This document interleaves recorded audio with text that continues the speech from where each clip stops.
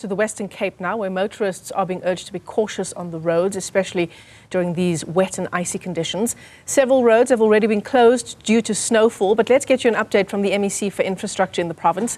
Tertius Simmers, thanks very much indeed for giving us your time. Of course, one of the important issues, and this is probably why those roads have been closed due to snow, is that I don't think we have a lot of experience here in South Africa of driving in those kinds of conditions.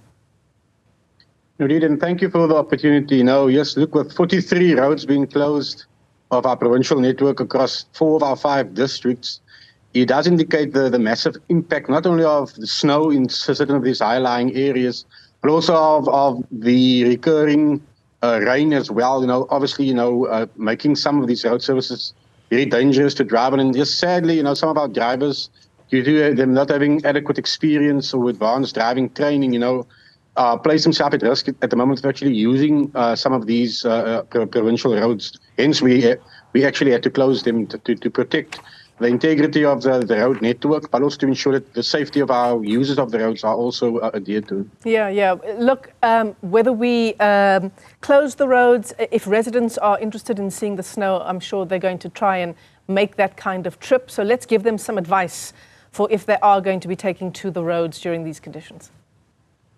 No, indeed. Look, there are key areas where there's we are aware that residents go out to look at the snow. So the first advice would be to actually have a up to 3 car distance between yourself and the car ahead of you.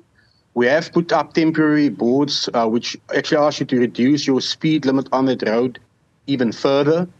Thirdly, do not make any sudden actions with your steering wheel, because that does have implications given the condition of the road. It's not actually what it is under normal driving conditions. But most importantly, be cautious, be aware, but please maintain and respect the temporary measures we have put in place. And then you can go and have a look at your snow, take your photos, but then you're doing it not only for your own safety, but also for the safety of fellow road users who want to have the same experience as you on and in these areas. The thing about particularly snowy conditions, Tertius, is even if you are driving a 4x4, which you may think is more suited to those kinds of conditions, the tires probably are not. No, look, obviously, certain vehicles have certain specifications, but like you earlier alluded, in European countries, tires are actually manufactured for the specific type of weather we are experiencing now. In our case, not a lot of those vehicles are fitted for that.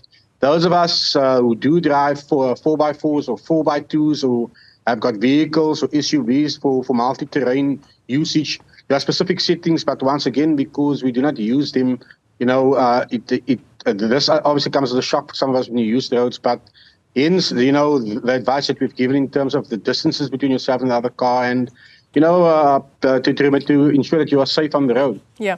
So Tertius, you've said 43 roads closed in your province. Is it difficult to say at this stage how long they will remain closed?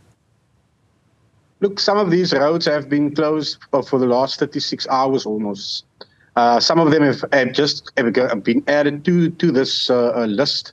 So this list is growing actually every time I get a report at the moment.